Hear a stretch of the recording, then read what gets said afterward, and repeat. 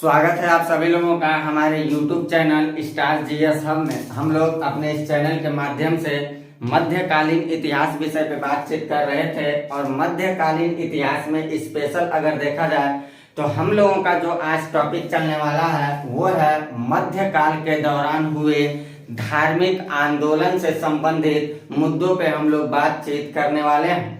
धार्मिक आंदोलन की जो शुरुआत होती है या देखा जाए पृष्ठभूमि जो इसका तैयार होता है वो प्राचीन इतिहास से ही दिखाई दे देता है। जब हम लोगों ने एंशिएंट हिस्ट्री पढ़ा था तो वहाँ लेटर वैदिक कल्चर के बाद समाज में इतनी ज्यादा कुरीतियों का उदय हो चुका था, धर्म पे इतने ज्यादा आडंबर और अंधविश्वासों का एकाधिकार हो चुका था कि समाज के बहुत सारे शोषित वर्ग के लोग जो थे वो समाज की कुछ हक और कुछ मांगों को पूर्ति नहीं कर पाए। परिणाम स्वरूप धार्मिक आंदोलन ने उदय लिया था। उसी तरह से कहीं न कहीं मध्यकालीन इतिहास में भी दिखाई देता है। ऐसा माना जाता है कि 10वीं शताब्दी के आसपास की ऐसा घटना घटित हुआ है। 10वीं शताब्दी के आसपास, क्योंकि 10वीं शताब्दी से बहुत पहले ही मैंने मध्यकाल पढ़ाते समय बताया था कि इस्लाम धर्म का आगमन हो चुका था 711-12 के आसपास में। तो इस्लाम धर्म तो भारत में आ चुका था, यानी भारत में देखा जाए तो रूढ़िवादी परंपराओं का जो उदय हुआ था वो एक तरह से सांप्रदायिक स्वरूप को धारण कर चुका था। समाज के जो लोग थे कई वर्गों में विभक्त हो चुके थे और यहाँ तक देखा गया कि भारत की धरती पे नवीन धर्मों का आगमन हो चुका था और उन धर्मों के लोगों के द्वारा तमाम सारे आडंबरवादी नीतियों का अपने अलग अंदाज में उन लोगों ने अपनी नीतियों का क्या किया, शुरुआत कर दिया था।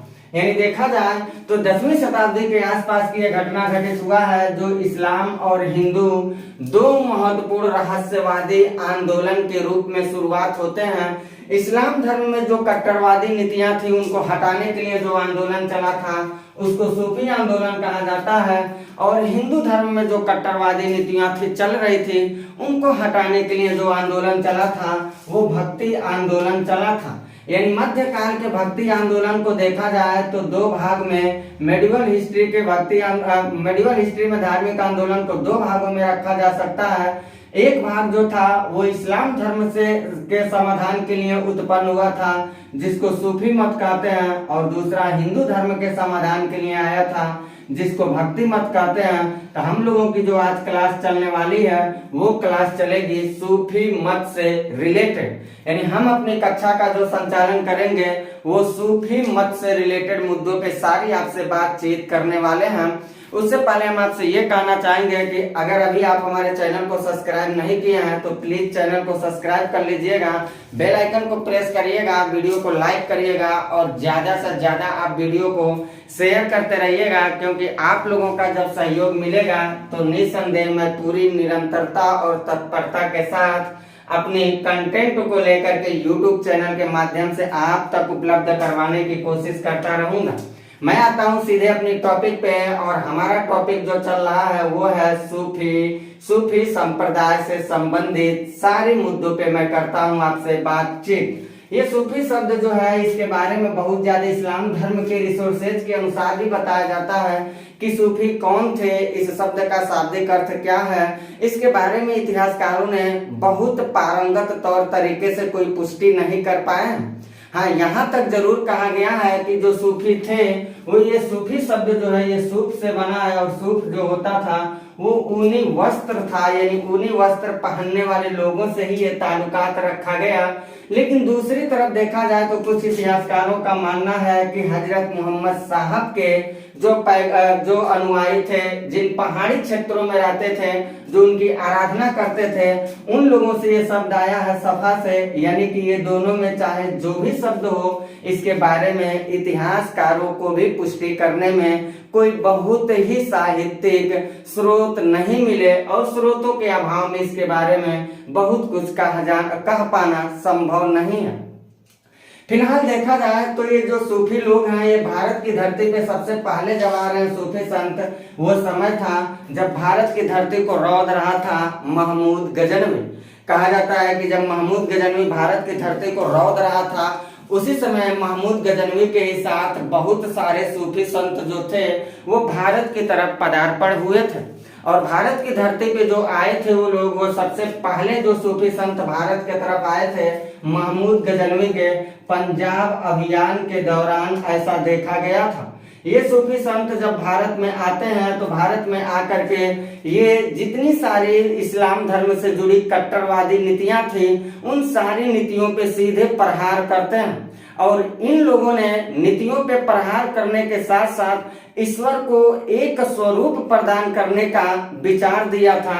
यानी कह सकते हैं इनका केवल एक इंटेंशन था उपदेश देने का, और उस इंटेंशन को कहा जाता है वाहजत उल वजूद, जिसका शाब्दिक अर्थ निकलता है एकेश्वरवाद। यानी कि ईश्वर जो है वो एक है, उसके रूप चाहे भले लोग अनेकों स्वरूप में उसको देखते हैं, लेकिन ईश्वर एक है या अल्लाह एक है, या जिस रूप में वो जानना चाहे उस रूप में एकेश्वरवाद को ये बढ़ावा देने का काम किए थे।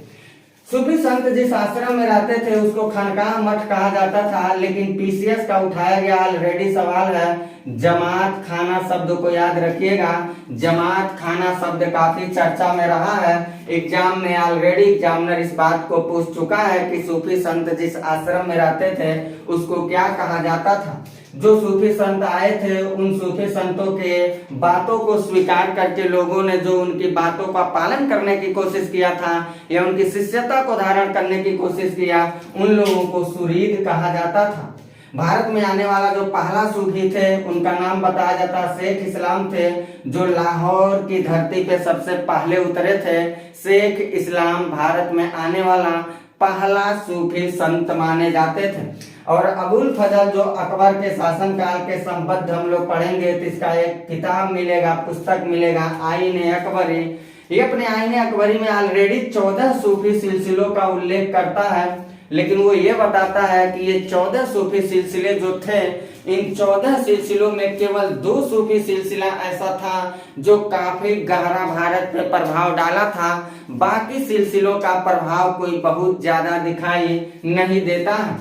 सूफी संत जो थे वे मुख्य रूप से देखा जाए तो फारसी भाषा का सबसे ज्यादा प्रयोग किए हैं, और उन लोगों की जितनी सारी ग्रंथें आई हैं वो सारी ग्रंथ फारसी ग्रंथ से ही ताल्लुकात रखती हैं।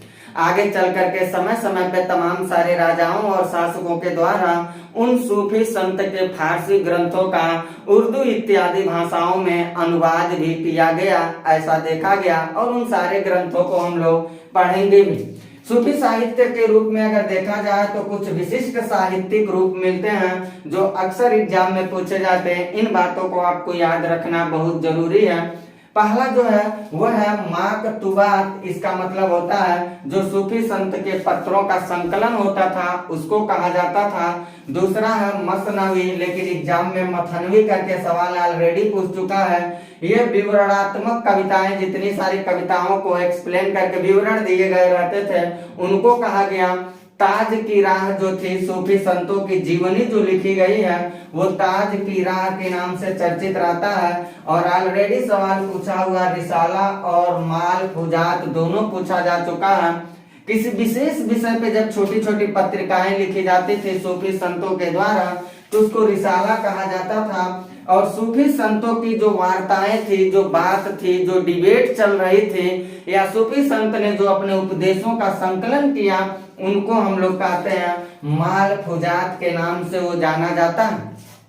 अब हम लोग इसी नजर से एक नजर डालेंगे, इसी अंदाज में एक नजर हम लोग डालेंगे उन सूफी कुछ प्रमुख सूफी संप्रदाय के बारे में, और दूसरी तरफ देखेंगे उसके संस्थापक कौन थे और किस समय ये घटना भारत में घटित हो रहा है। फिर मैं इसको एक्सप्लेन करूंगा। अभी मैं इसको बता लेता हूँ, इसको बताने के बाद आप सारी बातों को नोट करिएगा, फिर मैं इसको एक्सप्लेन करता हूँ। तो सूफी संप्रदाय, संस्थापक और समय से लिए मुद्दों पे अगर हम लोग देखें तो इसमें आता है सबसे नामी सवाल चिश्तिया संप्रदाय की, जिसके संस्थापक के रूप में आते हैं ख्वाजा मोइनुद्दीन चिश्ती।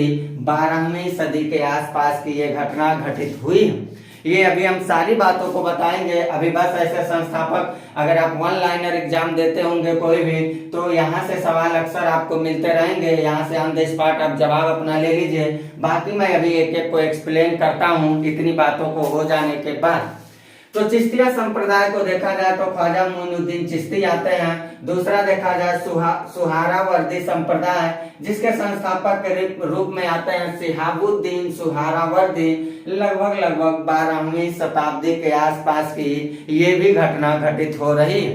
तीसरा देखा जाए तो वो है नक्शबंदी सिलसिला, जिसके संस्थापक आते हैं ख्वाजा बहाउद्दीन नक्शबंद करके आते हैं। 14वीं सदी के आसपास की ये घटना घटित हुई थी। इसके अलावा अगला देखा जाए सत्तारी संप्रदाय, जिसके शाह अब्दुल सत्तार आते हैं। 15वीं सदी के आसपास की घटना घटित हो रही है।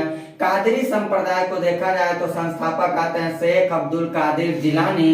16वीं सदी के आसपास की घटना घट रही है।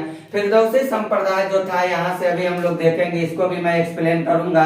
इसको भी हम एक्सप्लेन करते हैं आपको। यहाँ नक्शबंदी हम 2 बार लिख दे रहे हैं, नक्शबंदी मैं 2 बार लिखा हूँ। तो एक बार के संस्थापक के रूप में ये आते हैं। 14वीं सदी के आसपास की घटना घटित होती है और नक्शबंदी दोबारा इसको उजागर किया गया, जीवित किया गया। तो जीवित करने का काम करते हैं ख्वाजा बाकी बिल्ला, जो 16वीं से 17वीं शताब्दी के आसपास की ये घटना बताई जाती है। इसके अलावा देखा जाए कुछ संत और उनकी उपाधि से रिलेटेड, तो जो शेख निजामुद्दीन औलिया थे, इन्होंने उपाधि धारण किया था महबूब ए इलाही सुल्तान उल औलिया की। महबूब ए इलाही का शाब्दिक अर्थ होता है ईश्वर का प्रिय। इन्होंने अपने आप को घोषित किया था। और सुल्तान उल औलिया का जो शाब्दिक अर्थ है, ये अपने आप को संतों के राजा घोषित किए थे। तो ये सवाल आपको याद रखना है, ये भी एग्जाम का चर्चा किया हुआ सवाल है कि कौन सा सूफी संत थे जो संतों के राजा कहे जाते थे। इस बात को आपको याद रखना है। वो संत थे शेख निजामुद्दीन औलिया। ये ऑलरेडी आपका सवाल पूछा जा चुका है। फिर इसके बाद देखा जाए तो शेख निजामुद्दीन महमूद नसीरुद्दीन महमूद जो थे चिराग दिल्ली, ये टोटल के टोटल सवाल पूछे गए हैं। लेकिन इसको आपको याद रखना है और इसको आपको याद रखना है और इसको आपको याद रखना है। ये तीनों आपसे एग्जामिनर बहुत ही बार सवाल उठा चुका है। इन 3 चीजों को तो ध्यान रखिएगा, काफी बार चर्चा ये किए जा चुके हैं। शेख नसीरुद्दीन महमूद को चिराग दिल्ली कहा गया। सैयद मोहम्मद गसूद राज बंदा नवाज कहा गया है। शेख अहमद सरहिंदी इनकी उपाधि है। मुजुद्दीन अली सानी की उपाधि धारण किए थे। ख्वाजा मोइनुद्दीन चिश्ती, इनकी बात को एकदम आपको याद रखना है। ख्वाजा मोइनुद्दीन चिश्ती, क्योंकि भारत का सबसे प्यार मोहब्बत वाले बादशाह जब पढ़ेंगे तो वहां ये आएगा जहांगीर। तो इसलिए इनको याद रखना आपको काफी ज्यादा जरूरी रहेगा। शेख सिराजुद्दीन उस्मानी जो थे आखिरी सिराज के नाम से जाने गए, इनकी उपाधि थी। और खास बात इनका ये जानना है कि बंगाल में चिश्तिया संप्रदाय को ले जाकर के प्रचारित करने का श्रेय इन्हीं को जाता है। इसके अलावा दक्षिण भारत में सबसे ज्यादा चिश्ती संप्रदाय को फैलाने का काम जो किए थे, वो दक्षिण भारत में चिश्ती संप्रदाय की शुरुआत करने वाले और प्रसारित करने का श्रेय जिनको सबसे ज्यादा जाता है, वो आते हैं शेख बुरहानुद्दीन गरीब करके आते हैं। इन मुद्दों को मैं ऐसे रहने देता हूँ, आप इसका स्क्रीनशॉट लीजिए। बाकी मैं इसको एक्सप्लेन कर देता हूँ, इन सारी मुद्दों को एक्सप्लेन करता हूँ, क्योंकि वहां से भी सवाल आते रहते हैं। अभी ये मेरा टॉपिक कंप्लीट नहीं हुआ। इतनी सारी बातों का आप स्क्रीनशॉट ले लीजिएगा, इतनी सारी बातों का। बाकी मैं जुड़ता हूँ, इससे जुड़ी हुई कुछ मुद्दे पे करता हूँ आपसे बातचीत, और इधर वाले पेज पे मैं इसको सारा एक्सप्लेन करने की कोशिश करता हूँ। ये ऐसे ही रहेगा, यहाँ से आपको समझाने में हमें आसानी होगा। तो इतनी सारी बातों का आप स्क्रीनशॉट ले सकते हैं। बाकी मैं करता हूँ इन सारी मुद्दों को एक्सप्लेन। चिश्ती सूफी मत की स्थापना की अगर बात किया जाए तो जो चिश्ती सूफी मत था, इसको अबू इसहाक शाही और इन्हीं के शिष्य थे ख्वाजा अबू अब्दाल चिश्ती। इन दोनों लोगों ने मिलकर के अफगानिस्तान में सबसे पहले चिश्तिया सूफी मत की स्थापना किए थे। लेकिन भारत की धरती तक इन लोगों ने प्रचारित नहीं कर पाया, असमर्थ हो गए थे। भारत में देखा जाए तो इस चिश्तिया सूफी मत को प्रचारित करने का जो श्रेय जाता है वो ख्वाजा मोइनुद्दीन चिश्ती को जाता है, जो ये चिश्ती संप्रदाय के भारत में संस्थापक के रूप में देखे जाते हैं। इनका जन्म बताया जाता है 1142 के आसपास अफगानिस्तान में हुआ था। और कहा जाता है कि जब गोरी 1192 में भारत में अपनी सेना लेकर के चला था तराइन की यानी दूसरी लड़ाई करने के लिए, तो बताया जाता है कि उसी के साथ ये भारत में आए थे और आए तो भारत इनको अच्छा लगा, राजस्थान में ही ये निवास करने लगे।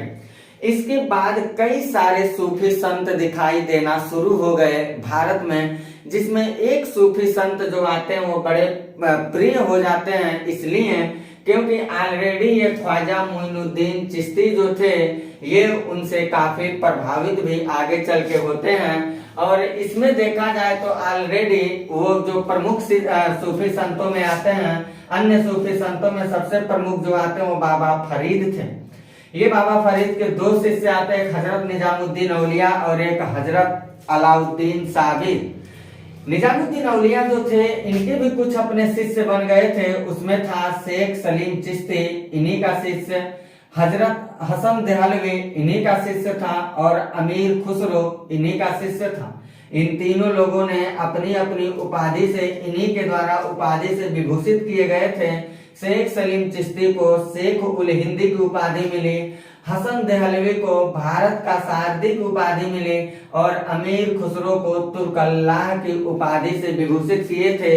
ये हसन निजामुद्दीन औलिया के शिष्य थे लोग, और निजामुद्दीन औलिया ऑलरेडी बाबा फरीद के शिष्य बताए जाते हैं।